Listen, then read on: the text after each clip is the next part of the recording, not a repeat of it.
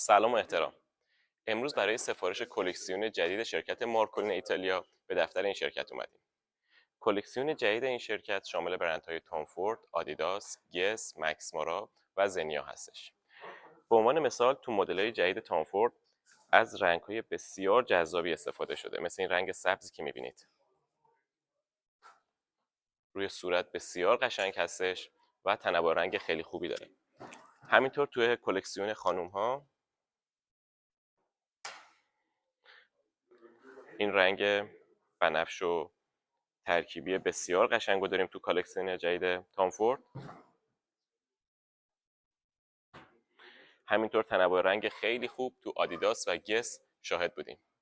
برای دیدن جدیدترین کلکسیون شرکت مارکولین با افتخار در خدمت شما هستیم. عینک پارسیا.